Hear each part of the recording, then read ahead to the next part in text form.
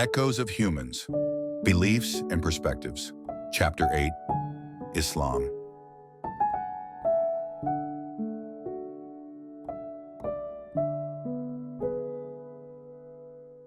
In the pre-Islamic era, two empires, the Romans and the Sassanids, fought for domination. The Sassanids followed Zoroastrianism, and the Romans the Christian religion. Both fought each other to a standstill, opening the door for a new force. This came in the form of Islam, which now commenced its momentous course. Islam awakened the Irano-Semitic lands with a new religious zeal. The peripheral Arabian Peninsula suddenly became a home to an unparalleled appeal.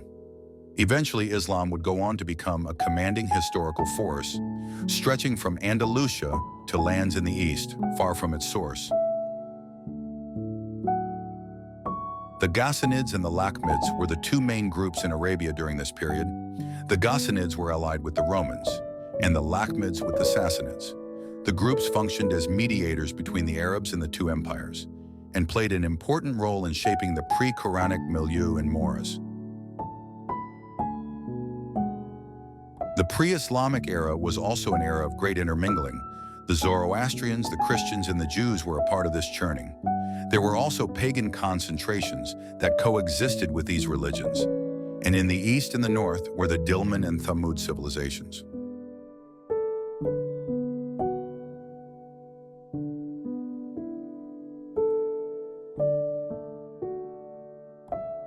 The pagans worshipped at the Kaaba, at that time a tribal sanctuary.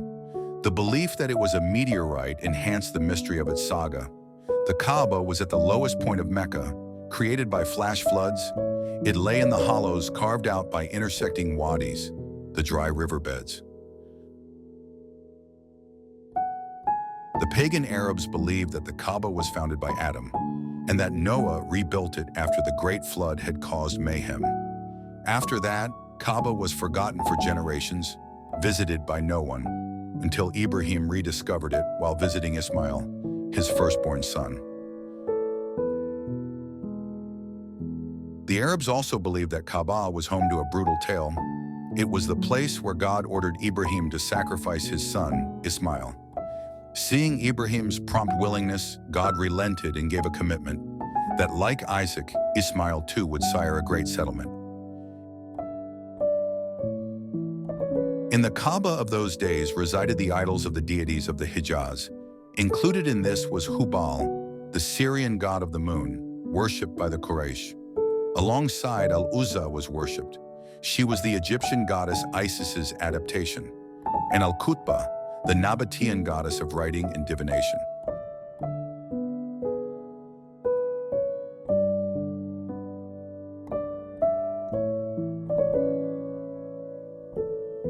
The word Allah can be traced to the Semitic writings of the 1st century. In these writings, God was called El, or Eloah, generally. Allah's intercessors were his daughters, Alat, Al-Uzza, and Manat. Across the peninsula, the three were with great reverence worshipped.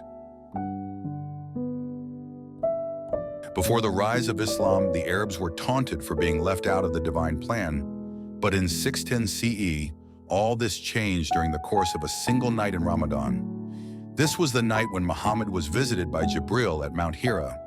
He heard the first words of the scripture, and thus dawned the Quranic era. For over 20 years, in Mecca, Medina, and the Kaaba, the Quran was revealed to Muhammad verse by verse, surah by surah. Amongst the first persons to accept his message were his wife, Khadijah, and his aide, Abu Bakr. Then there were his companions, whose testimonies enjoy great stature. There were many in Mecca who believed that during Muhammad's first revelation, the Spirit was the same that had appeared before Moses on a similar occasion. After the revelation, Muhammad begged the Meccans to disavow their polytheistic faith and acknowledge the unitary power of God, and every other belief from their mind erase.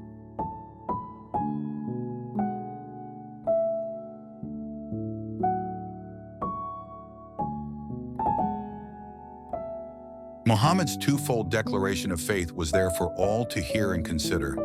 There is no God but God, and Muhammad is God's messenger. The monotheism of his earlier recitations became more and more explicit. With this, the idols of Kaaba came to be seen as illicit. Muhammad's tribe, Quraysh, had migrated to Mecca from the north of Yemen. He was born in the house of his uncle Abu Talib as an orphan. He spent the first 5 years of his life with a Bedouin wet nurse. The Bedouins lived in the desert, where the conditions of life were harsh. After his mother's death, Muhammad was put under his grandfather's care. The grandfather provided Zamzam water to the pilgrims when they came for prayer. This was one of the most coveted positions in the Hijaz pagandom. After his death, the house of Abu Talib became Muhammad's home. After the passing away of Khadija and Abu Talib, Muhammad was left with a handful of supporters. People were disturbed by the idea of abandoning the faith of their ancestors. He was abused when he preached on the streets of his town. Leaders like Abu Jahl and Abu Sufyan worked on people to pull him down.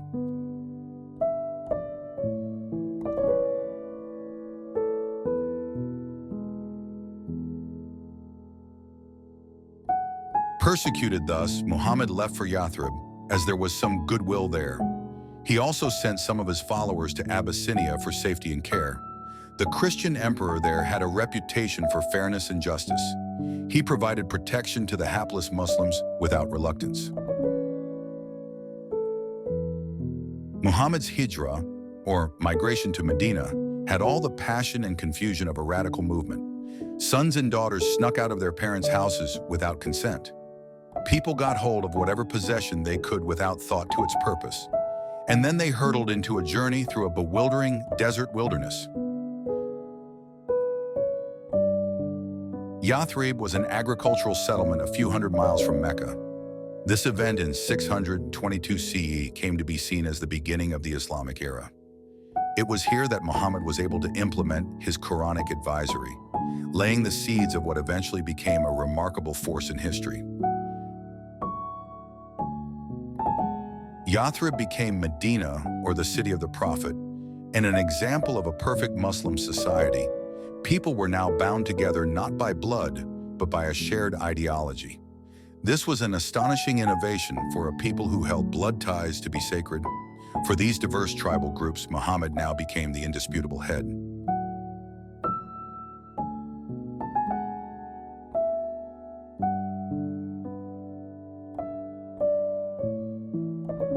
Before 624 CE, the Muslims prayed facing Jerusalem to meet their obligations. By this, they were meaning to turn their backs on Kaaba's pagan associations. But in 624 CE, Muhammad made them turn around and pray facing Mecca. This was a declaration of independence, and not just a change in direction or Qibla. Very soon, a document was developed in Medina akin to a constitution. It was an accord amongst different tribes declaring mutual non-aggression. Newly arrived Meccans, the Ansars, the Khazraj, the Aws, and even the Jews all became signatories. Muhammad became the inter-group mediator above all other arbitrators. The Battle of Badr in 624 CE started a period of a 6-year war between Muhammad on one side and the Meccan Quraysh on the other. At Badr, Muhammad defeated his opponents in a miraculous fashion. In Islam, this victory is seen as a sign of divine intervention. In 625 CE, a year after Badr, the Battle of Uhud was fought. The Quraysh were led by Abu Sufyan, who, a near victory, chalked Muhammad, suffered a setback, and he himself just about survived. Abu Sufyan withdrew without bringing a decisive closure to the fight.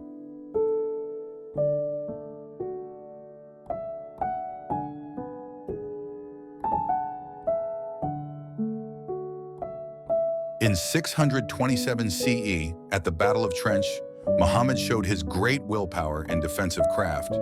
He and his men did not wilt under the siege in spite of being trapped. Muslims tactically overcame the Quraysh in this battle of wits by fighting behind trenches. A new idea then in the Arabian exploits. The relationship with the Jews of Medina gradually became more difficult and labored. Though in secular matters there was little difference between the Jews and their Arab neighbors, the Jews did not accept Muhammad as prophet, as this went against their faith. For them, prophecy had ended with the exile of the Babylonian days. There were 3 Jewish tribes in Medina: the Qainuqa, the Nadir, and the Quraysh. One by one, they came into conflict with Muhammad, as the Islamic history narrates. The Qainuqa were accused of breaking their pact with Muhammad. An escalation with the Nadir happened after the Battle of Uhud. It was alleged that the Nadir had collaborated with the Meccans during the battle. The third tribe, Quraysh, met its end after news of another Jewish betrayal. Subsequent to the Battle of Trench, they were by Muslims besieged. Their women and children were enslaved, and the heads of men were severed.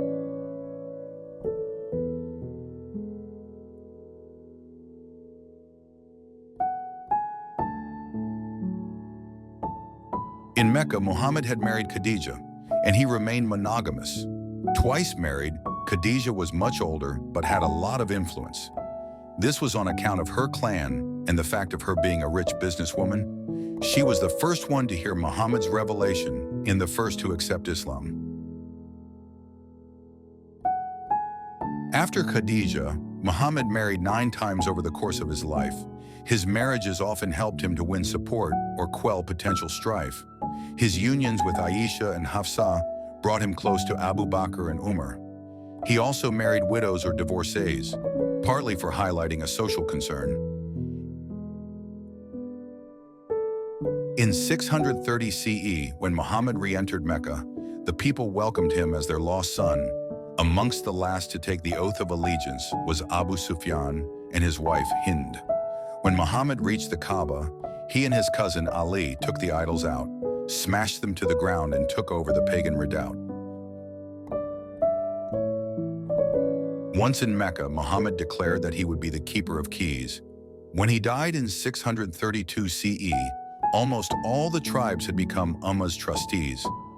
By bringing the Ummah into one compact and fueling it with an overarching idea, Muhammad single-handedly brought peace to the war-torn Arabia.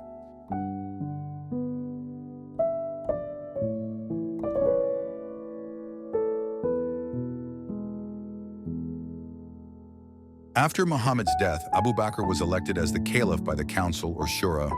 During this period, Abu Bakr was chiefly preoccupied with the wars of apostasy or ridda. Many tribes felt that their pact with Muhammad was of a personal nature. They did not owe any allegiance to an ideology that some may have deemed greater. It was probably during the Ridda Wars that an opinion gained ground, that Muhammad was the last prophet, an opinion not earlier expressed aloud. While on his deathbed, Abu Bakr nominated Umar as his successor. This led to a schism between Abu Bakr and Ali, who was also a contender.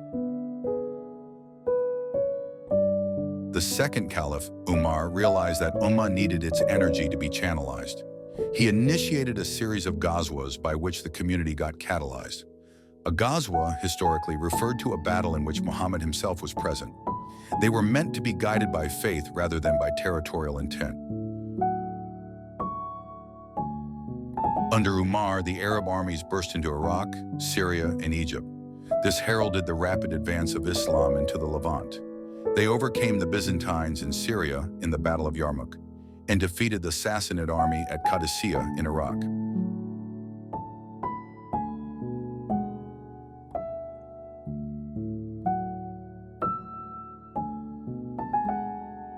Before his death, Umar convened the Shura, which chose Uthman to succeed him. The tradition generally remembers Uthman for bribery and nepotism, but he is also credited with putting together the Qur'an's most acceptable compilation, which became official and was subsequently used for transmission.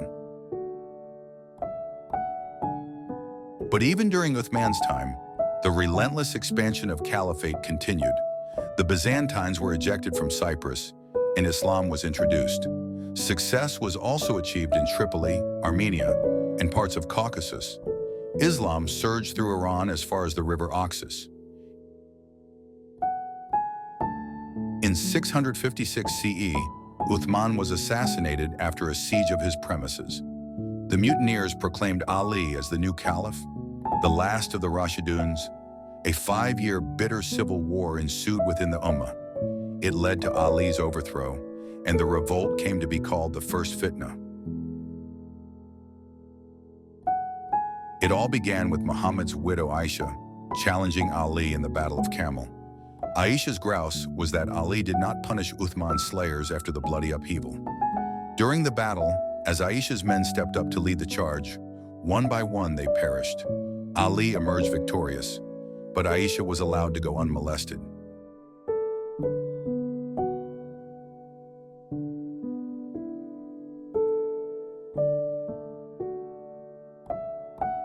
With Mecca and Medina subdued, Ali transferred his caliphate to Kufa.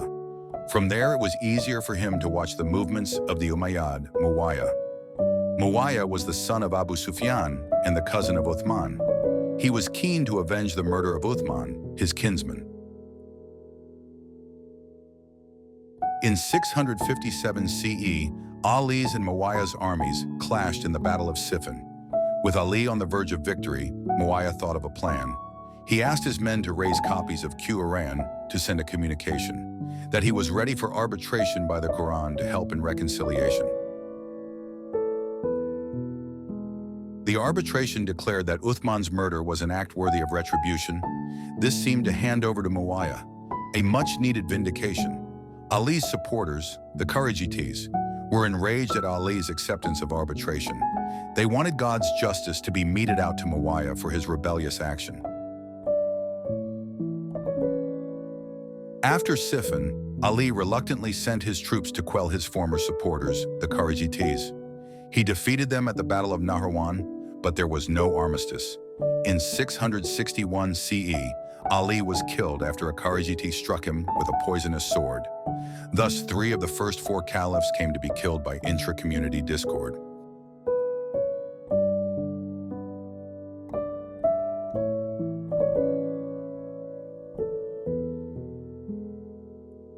By 632 CE, the Qur'an had not been written, let alone canonized.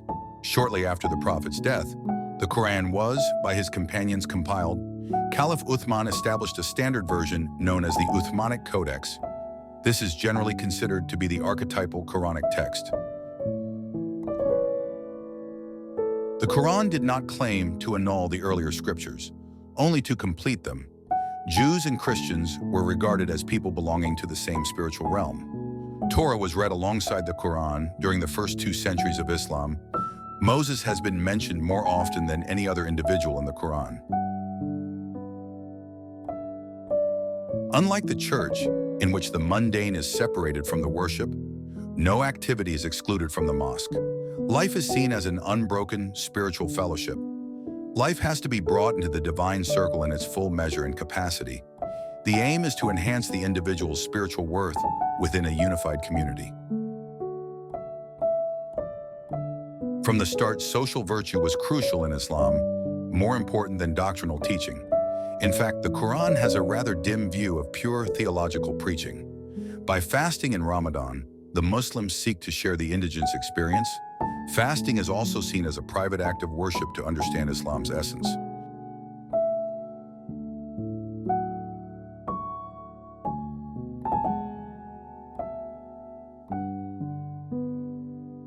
The pillars of Islam include Shahada, a profession of faith that by all Muslims is shared. The Salat, which is prayer, Zakat is alms, Saum is fasting, and Hajj, pilgrimage. The Muslims believe that the ritual of Hajj has its origin in the past history. Muhammad led the Hajj himself in 632 CE, making it a sacred journey.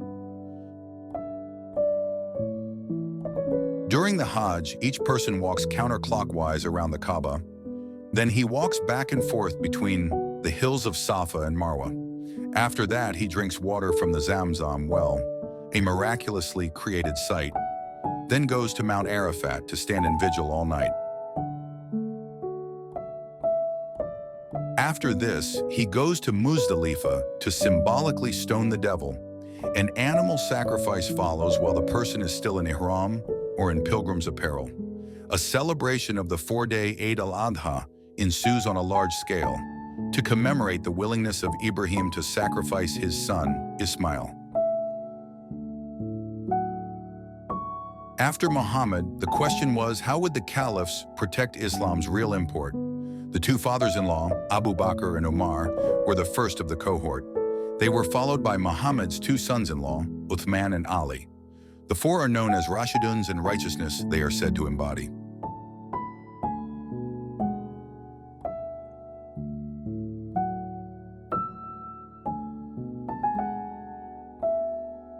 During the Rashidun period, Islam began to expand exponentially. In just a few years after Muhammad, Islam stunned the world militarily. A mere century later, the Umayyad Empire extended from Sind to the Pyrenees. All through their rule, the Umayyads were not intolerant towards the Jews or Christians. In a very short period of time, Islam had changed the course of the millennium, inflicting defeat upon two empires, the Sassanids of Persia and the Byzantium. However, gradually Islam too started making distinctions between different people and regions. Dar al-Islam, the world of believers, and Dar al-Harb, that of heathens. The period between the assassination of Ali and the rise of the Shiite Buyids witnessed the meteoric ascent of the Umayyads and Abbasids. Umayyads and Abbasids shared the same aristocratic Arab heritage, which resulted in providing for the territories a royal patronage. In 661 CE, Muawiyah began to rule as the first Umayyad Caliph, transferring the geopolitical center of the empire from Medina to Damascus. The transfer to an ex-Byzantine land gave Islam a new imperial frame. The importance of Medina now lay only in the spiritual domain.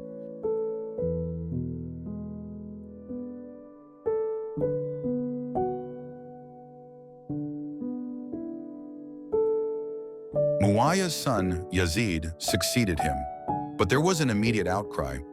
In Kufa, restlessness seized those who claimed their descent from Fatima and Ali. This group within Hijaz called for the rule of Ali's second son, Hussein, who set out to stake his claim with the members of his clan. Then on the plains of Karbala, an event having great historical bearing occurred. Hussein and his men were surrounded by the Umayyads and massacred. The burgeoning sectarian tendencies in Islam now began to culminate. The second fitna, or civil war, marked the end of the Islamic proto-state. The second fitna also raised questions that would influence Islam's history. Should the flawed Umayyads be accepted in the interest of peace and unity? Or should the Caliph be the most pious Muslim, as the Kharijites had thought? Or a direct descendant of Muhammad, as the Shias sought?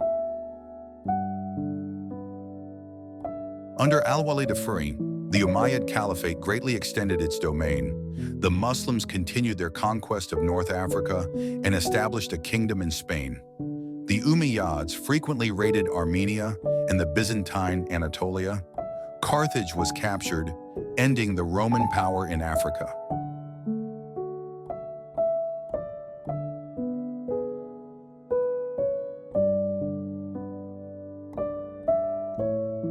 In this euphoria, the setback at Tours was not seen as a very unhappy circumstance. It was at Tours that Charles Martel had checked Islam's European advance. For the Muslims, the harsh European weather may have made it an unattractive choice. There was also little possibility of good booty to claim and rejoice. Apart from the military aspect, the Umayyads also put their stamp on culture. The empire-wide spread of the Arabic language turned out to be a masterly measure. It helped to unify the land by overlapping its divergent social and political forces. It also enabled the Umayyads to tap fresh sustenance from diverse cultural resources.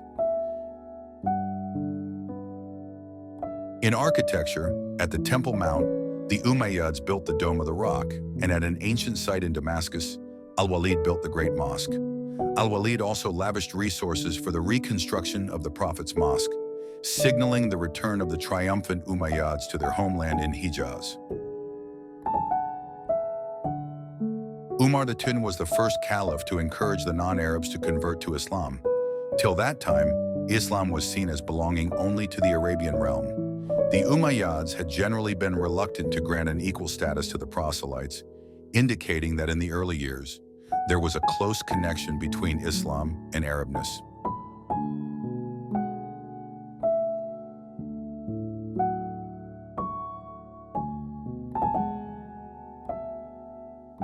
The rise of the Abbasids marked yet another geopolitical shift, this time from Damascus to Baghdad.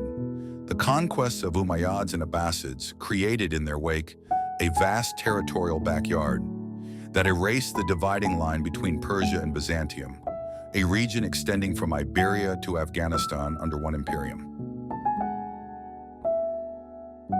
In 750 CE, at the Battle of the Zab, the Umayyad, Marwan II, was defeated, and at Busir on the Egyptian Nile Delta, the fleeing caliph was killed. The Abbasids had sensed in Umayyads' growing weakness their own emerging fate. By massacring them en masse, they brought an end to the Umayyad Caliphate. The true founder of the Abbasid Empire was the Caliph Al-Mansur. He founded the round city of Baghdad, which became the new political core. Iraq was more fertile and a better place for trade and transport.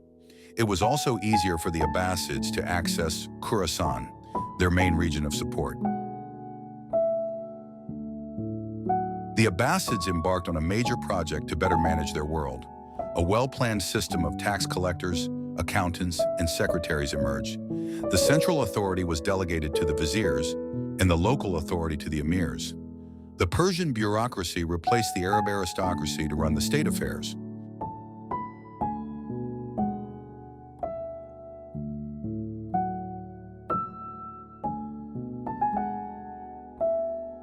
The Abbasids financed translations and made them a part of the system of education. This was important to help Islam to grow as a civilization. Whether it was the political wisdom of Ardashir, the Persian king, or Plato and Aristotle, all became integral to the new ways of Islamic learning. Many scholars adorned the Abbasid Caliphate, notably Ibn Ishaq and Al-Tabari. They wrote about Islam, its personalities, and its rousing history. While Ibn Ishaq was a bit of a propagandist for the Abbasid caliphs, Al-Tabari was regarded as one of Islam's most distinguished scholars and jurists. The religio-cultural vision of literature of this period was composite. Much of it was written to meet the need to better educate the elite, so that those governing the abode of Islam became well-versed with the system, helping them to navigate the cultural complexity with greater wisdom. Under the Umayyads, each town had its own jurisprudence, but the Abbasids pressed for a system having an empire-wide presence. In this, scholars like Ibn Anas and al-Shafi made a lasting contribution. The continuation of a viable Islam depended greatly on their legal codification.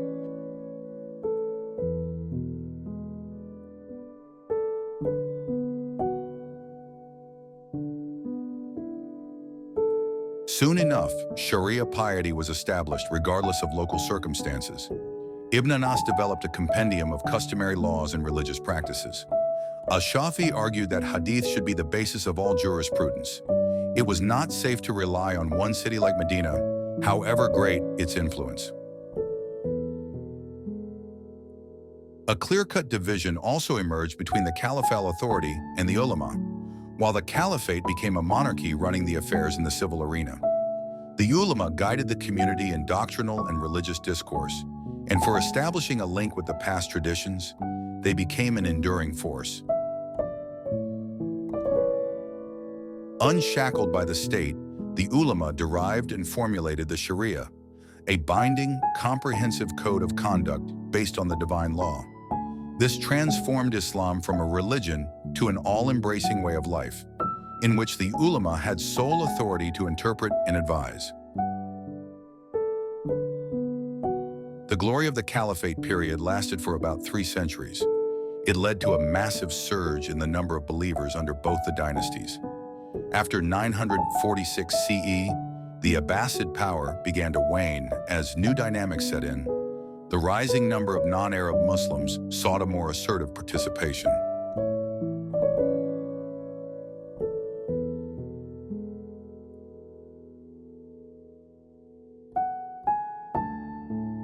The tide of new conversions, while helping to expand Islam, also became a constraint, leading to the development of regional power centers in the caliphate. The regionalization had many forms which threatened to overwhelm the empire. Some paid only lip service to the Abbasids, and some completely disobeyed the caliphal power. Thus, as the Abbasid might ebbed, they came to confront multiple local authorities. The foremost was the rise of Ismailis and the Shia revolutionaries. The Sunni-Shia split began to affect the unitary nature of the Islamic movement. The growing prominence of Turks in the military caused its own discontent. There emerged three caliphal zones. In each, the claims of the other two were not recognized. Apart from the Abbasids, the Umayyads of Cordoba and the Fatimids of Egypt thrived. In Cordoba, the caliphate became known for science and learning. It became the Andalusian center of intellectual and cultural churning. At the generic level, there had been some stark differences between the Umayyads and Abbasids. Umayyads had become a dynasty with Muawiyah after starting as Muhammad's foes. Al-Abbas led a revolt against the Umayyads to found one of the most enduring dynasties, which went on to rule the Islamic world for nearly 5 centuries.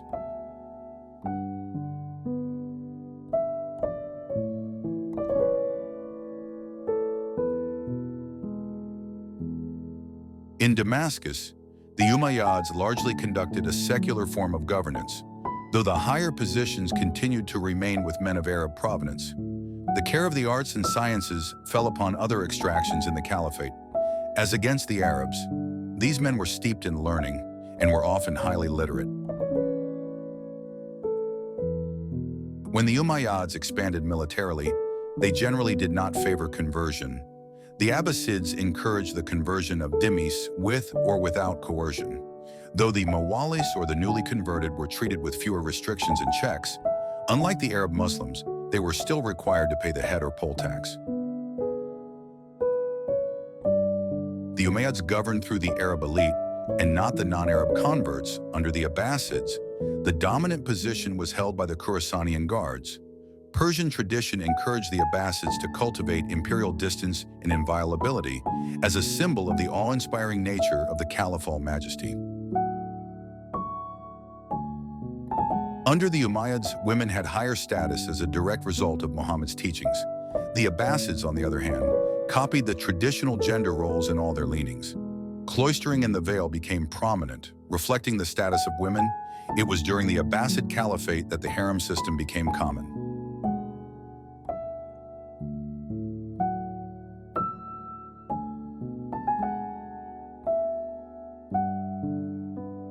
Later, Chandrakurti challenged Bhaviveka's method by calling it fragile.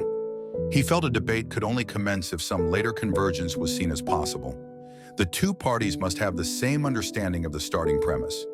An irreconcilable start will only make the debate a futile exercise. The debates in ancient India would sometimes become spectacles of great amusement. The winner on occasions was made to ride a caparisoned elephant. The loser would be daubed with ochre or chalk on the face, and the unfortunate ones would even be driven into the wilderness. 2 centuries after Madhyamaka came the Yogacara denomination. 2 Gandharan brothers, Asanga and Vasubandhu, were behind this tradition.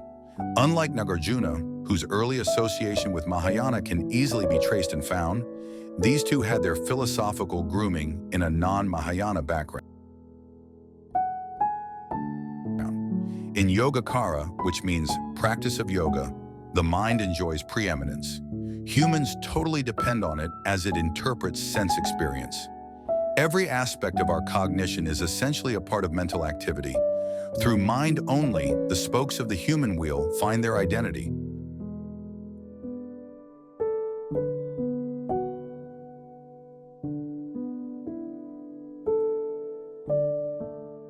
Muhammad did not consider his disclosures to be a static revelation.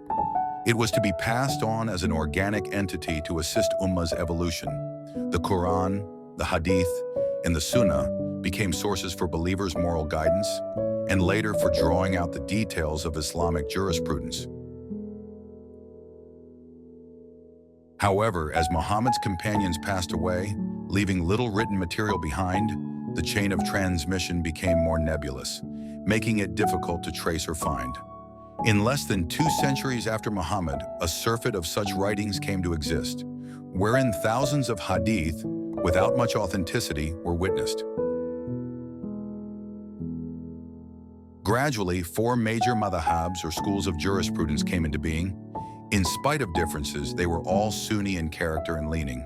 They emerged during the first 3 centuries of the faith, called Hanafi, Maliki, Shafi, and Hanbali. Each had a different regional base. Hanafi is the oldest madhab, named after Abu Hanifa, a Kufan scholar. With 1/3 of Muslims all over the world, this school is popular. It is not a collection of rulings from Abu Hanifa alone. Hanifa put together a participatory approach, for which this school is known.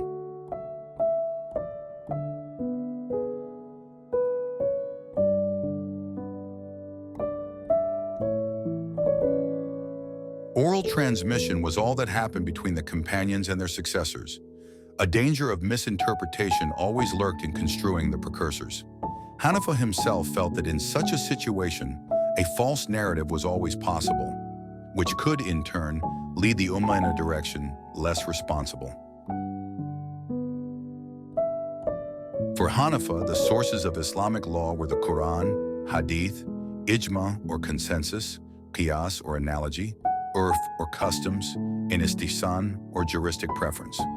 Where the Qur'an and the Hadith were ambiguous with regard to any question, Hanifa recommended reliance on Rai, or lawmaker's personal opinion.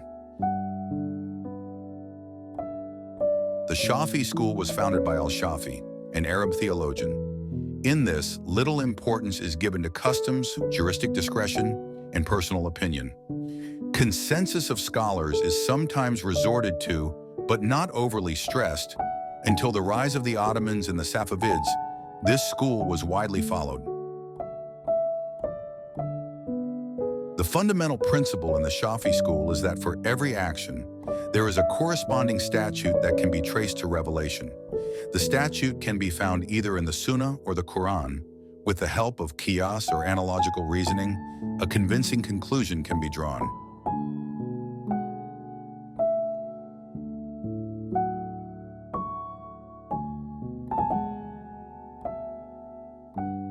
The Maliki school was founded by Malik ibn Anas in the 8th century. Unlike the Hanafi school, it does not assign as much value to analogy. The Maliki doctrine is predominantly found in parts of North Africa. It makes pragmatic use of the public interest and customs of Medina.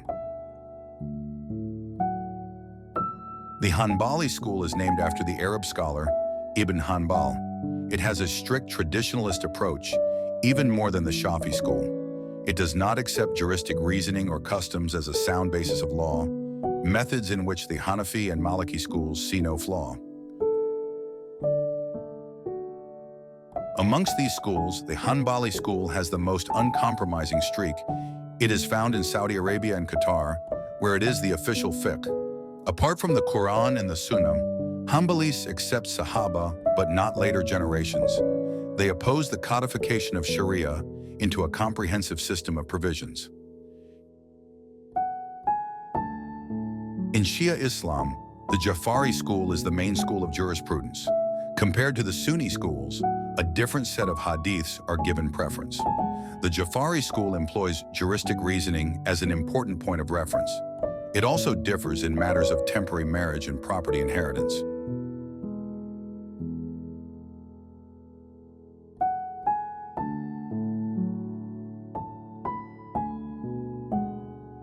Several different branches of devotion came into being in early Islamic history. The redemptive commemoration of the Karbala tragedy was one such piety. With time, it became the second largest branch of Islam in the form of the Shia denomination. Shias believe that only Ali's descendants are legitimate to lead the faith's articulation.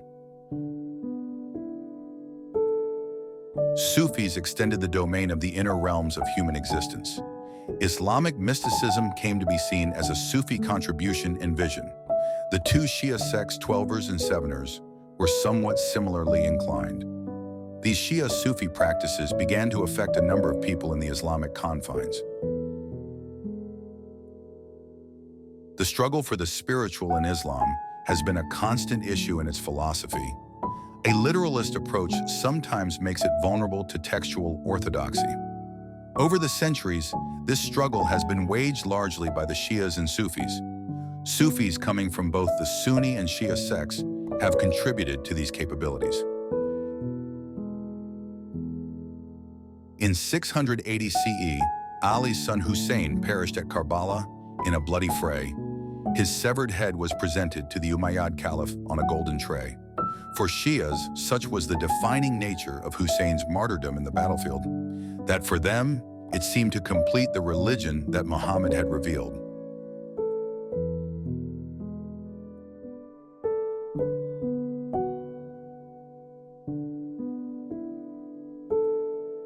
During the month of Muharram, the Shias mourn the death of Hussein and what it has come to represent. They reenact and lament the Karbala incident and abstain from any joyous event. Underlying this is the belief in the commencement of the Mahdi mission, the rightly guided messianic deliverer who would make his way out of occultation. The Shias, in the course of their diverse and turbulent history, have sometimes been subdued and sometimes experienced glory. But all along, they have continued to survive in definite opposition to the Sunni branch, finally incorporating themselves into the Persian kingdom and parts of Iraq.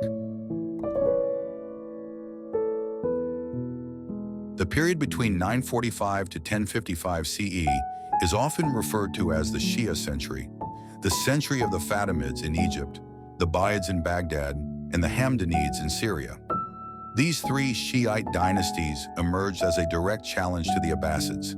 They managed to retain the Shia identity against all odds. Till the sixth Imam, all Shias venerated the same imamic line. The Twelvers and the Seveners parted ways at that point of time. The untimely death of young Ismail was the immediate cause of separation. Prior to his death, Ismail had been appointed as successor by his father's declaration.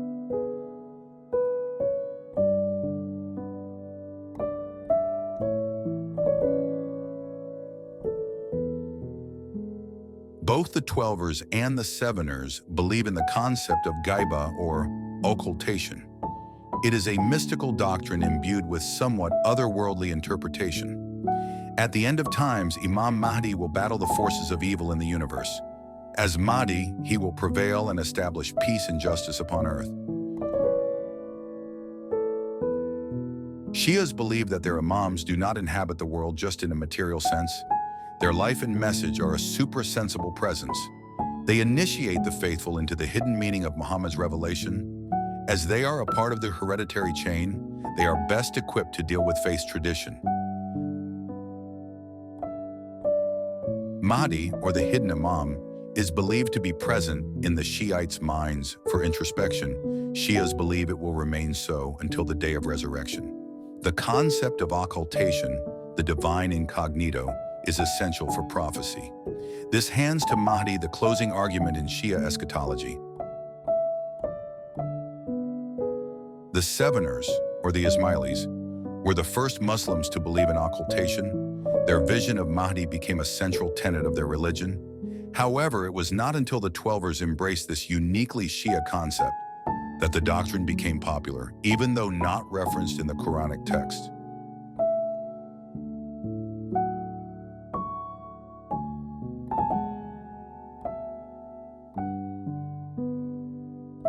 Sunni schools of law openly criticized the idea of Mahdi's advent. They saw it as a religiously and politically disruptive instrument. The big example came when the Abbasids overthrew the Umayyad dynasty by appealing to the messianic expectations of the Shia citizenry.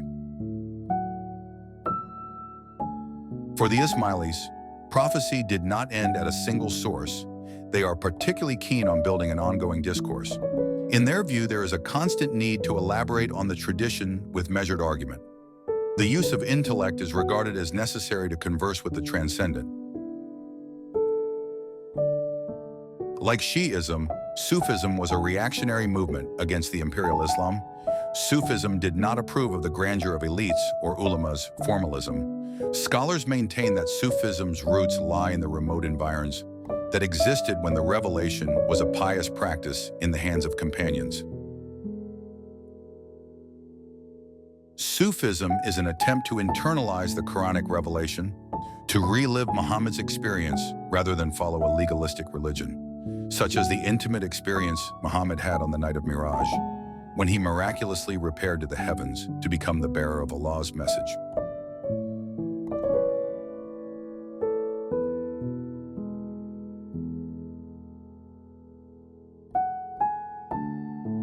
Unlike the Shias, the Sufis are not interested in power or factionalism. They represent a strain in Islam dedicated solely to esoteric devotionalism. In their rituals and practices, they aspire for total self-annihilation and seek to come closer to God through mystical contemplation. The traditional Muslims have historically looked at Sufism with some suspicion. Islam is a religion of the community and abhors reclusive inclination. By disengagement, the Sufis were creating their own order and priorities, in which the peers replaced the ulama as the sole religious authorities.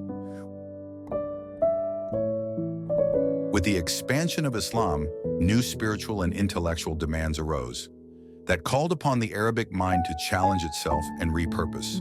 Answers had to be found or attempted to deal with this new reality, especially in areas where the sacred law chose to hold back its authority.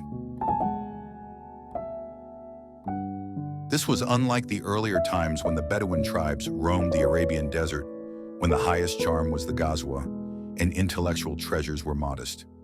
At that time, the relatively distant towns of Basra and Kufa were the chief centers of culture, where the Persians, Muslims, Christians, and Jews rubbed shoulders with one another.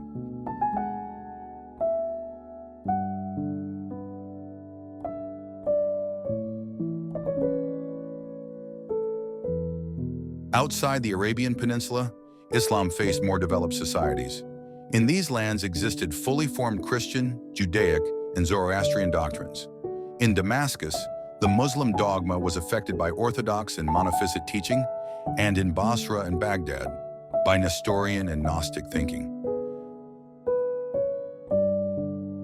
The Islamic idea of salvation does not consist of redemption from any original sin, but in the development of a society that puts into practice God's will. Islam provides the context for wholehearted surrender to the absolute, where the community is as important as the individual's pursuit. The constant thread in Islamic philosophy is the opposition that exists between religion and rationality. In its early years, Islam was greatly influenced by Greek philosophy, which made itself most visible through the peripatetic school's perspective, which in turn led to the allegation that Islamic philosophy is largely derivative. A vast proportion of Islamic philosophy was written in languages other than Arabic. There were the Damascus-based Christians, whose liturgical heritage was largely Syriac. Then there was the Persian language, which prospered under strong Abbasid influence, making it next only to Arabic in reach and importance.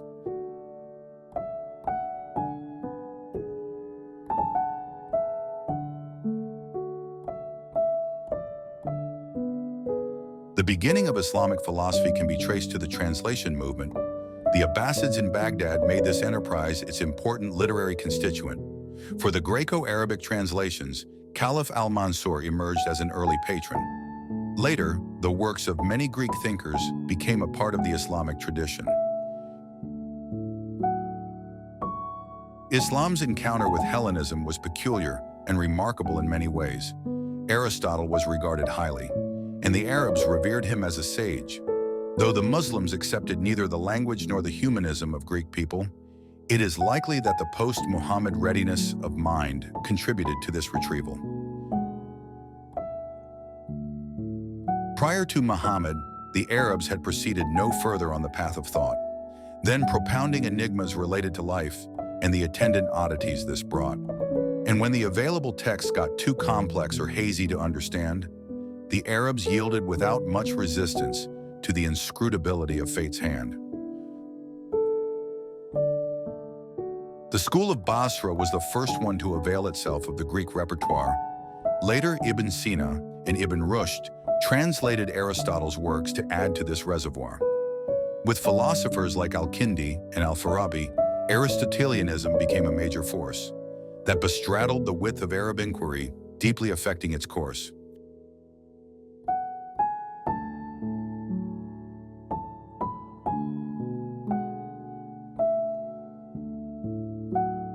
There was, however, a problem with the philosophical vocabulary of the Arabic language. It was ill-suited to receive the fullness of Greek thought or its rich heritage. Philosophers like Al-Farabi stepped into the breach to partially take care of this inadequacy, thereby assisting the importation of Greek philosophy with less difficulty.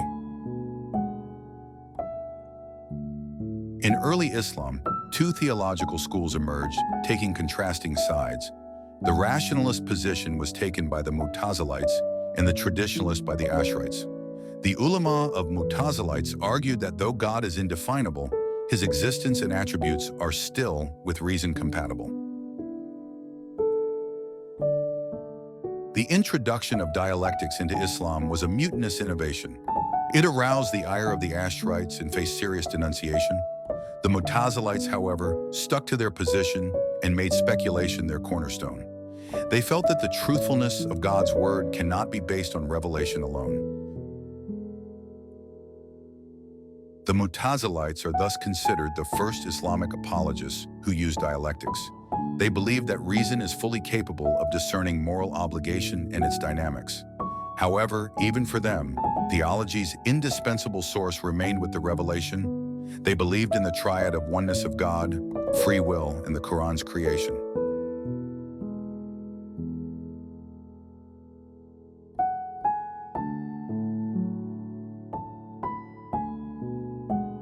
Ash'arites' involvement, on the other hand, was not so much with speculative concerns as with the spiritual and religious themes that the revelation discerned. They wondered as to what meaning any knowledge can have for man if everything was determined by the simple fact of a causal chain. The Ash'arite school came later and was founded in the 10th century CE. In certain regions, it was seen as reinforcing the Sunni identity.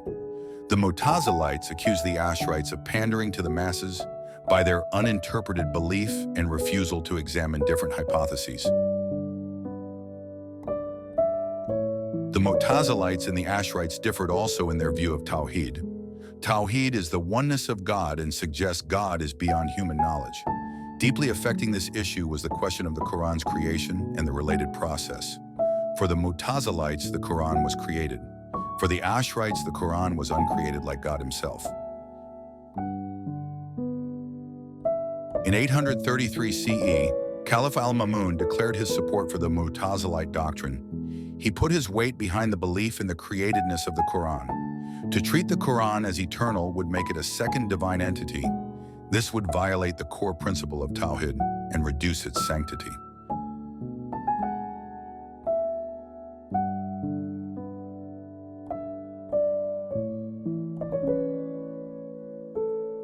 Mu'tazilites were more concerned with monotheism, the Ash'arites with God's omnipotence.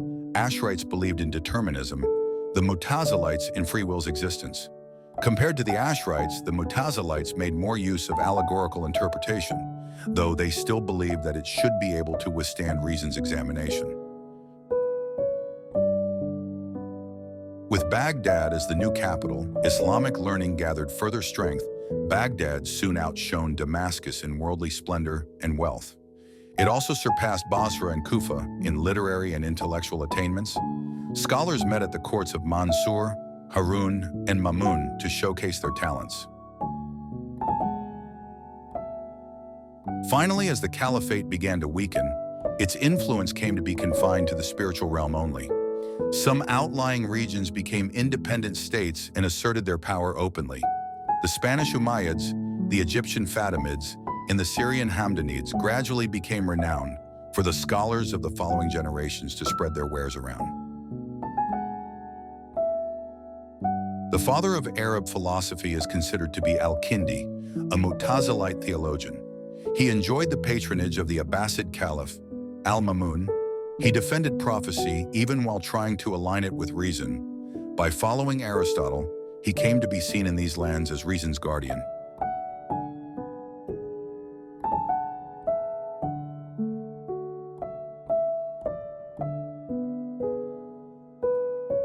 His books deal with different sciences such as logic, geometry, arithmetic, astronomy. With the Muslim creed, his work is generally held to be in harmony. However, his idea of the upper world above the world of creation met with resistance as it did not find faith's validation. Al-Farabi went even further than Kindi in establishing the tradition of rationalistic philosophy. He viewed logic as a grammar and a sort of universal key, which had the capacity to open the doors of reason in any language. Interestingly, he gave to the Christian West a large part of Aristotle's heritage. Al-Farabi came to be called the second teacher, Aristotle being the first. His influence was widely felt. Ibn Sina openly acknowledged his debt. Ibn Rushd and fellow Andalusian philosophers also held him in high regard. Maimonides saw Farabi as an inspiration for the Jewish philosophical vanguard. In Islam, Ibn Sina's philosophical and medical contributions are viewed with great interest. He is noted for his synthesis of knowledge from the East and the West. For Ibn Sina, the way things are, God's provability is inherent. He argued for an entity that cannot not exist, a necessary existent.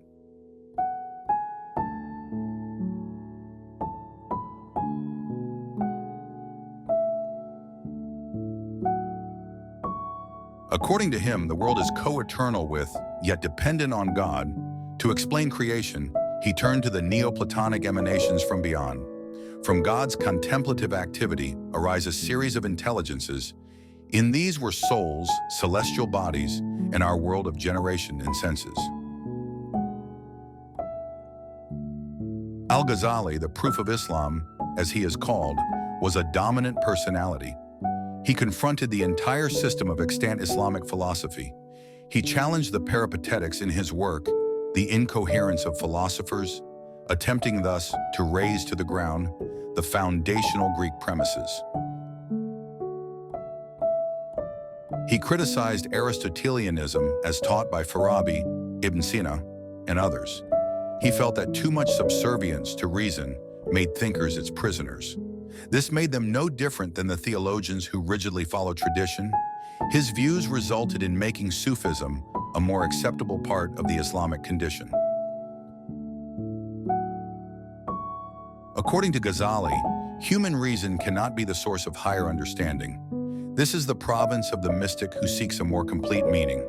The problem is not in using reason, but in thinking it can do too much. Ibn Sina and the Mu'tazilites had sacrificed the vital mystical touch.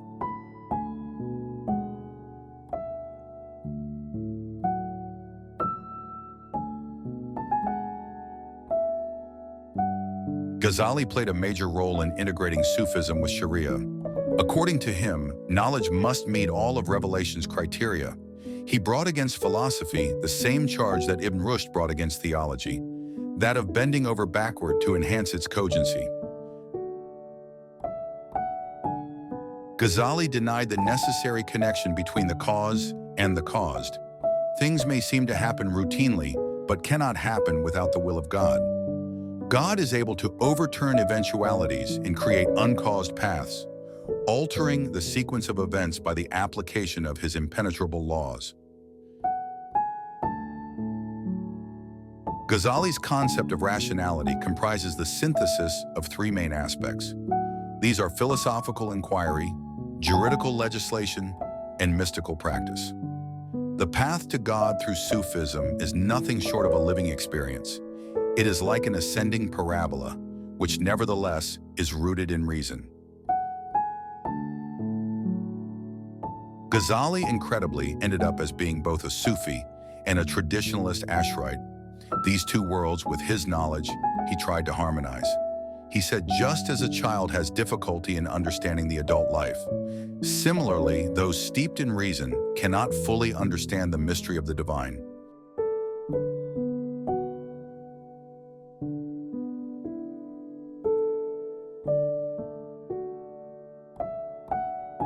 In Western Islam, at least, the Spanish philosopher Ibn Rushd achieved wide recognition. He proposed the two truths theory of knowledge, philosophy and religion. On the one hand, religion simplifies the truth for the masses by familiar symbols and signs. On the other, philosophy delves deeper, though always staying within reason's confines. Ibn Rushd, a fanatical admirer of Aristotle, followed peripatetic's orientation. In the Islamic East, however, his work hardly got much attention. There it was Ghazali's pronouncements which prevailed triumphantly, capturing the imagination of the subsequent Muslim generations almost completely. According to Ibn Rushd, men should be measured by their logical attainments. It was not that he was unmindful of the advantages that religion presents, but traditional theology he discarded and even found it repugnant. He felt revelation made men better without necessarily making them more cognizant.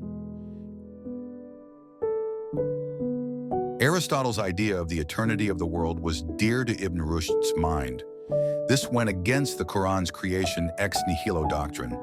Aristotle's God creates the world, but there is no subsequent interest. This is difficult to reconcile with the Islamic view of God's intent.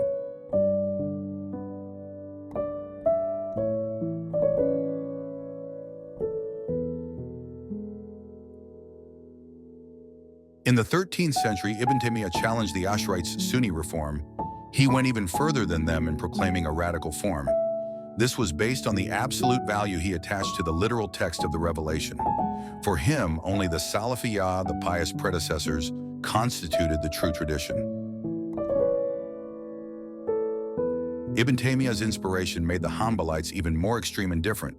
This occurred a few centuries later in the form of the Wahhabi movement. For the Salafis world over, Ibn Taymiyyah became a powerful symbol.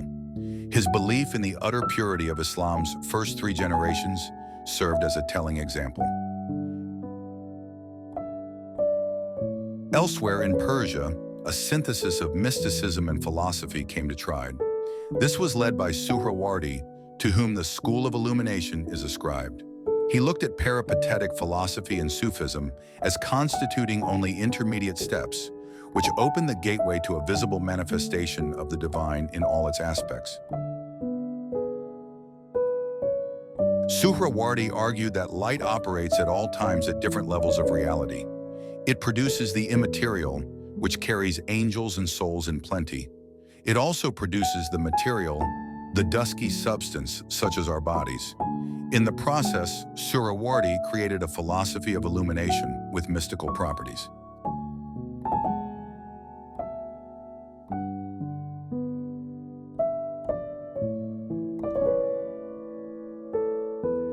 His Hikmat al-Ishraq defined the philosophy that he had conceived. In this masterpiece, the wisdom of ancient Persia, he leaned on and revealed. Ishraq is the splendor or illumination of the sun. As it rises, the figures that dominate the pages of this book are Plato, Zoroaster, and Hermes. The Sufi mystic Rumi founded an order called the Whirling Dervishes. In their stately spinning dance, a tranced state of consciousness emerges. He often highlighted the tangled world of personal growth and how and why it was so. His influence came to spread beyond the ethnic divisions into distant lands also. During the Safavid period in Iran, the Isfahan school of philosophy assumed great importance. This school became a symbol of the pinnacle of the Shia Renaissance. It was the carrier of the metaphysics of imamology and a form of Sufism that seemed to continue the earlier tradition of Persian spiritualism. Mir Damad and Mullah Sadra were its primary exponents. They represented the Twelver Shi'ism and its intellectual achievements. Philosophical inquiry in Islam is often most at home when it dwells on prophecy. This is given pride of place by both the Twelvers and the Seveners in their ideology.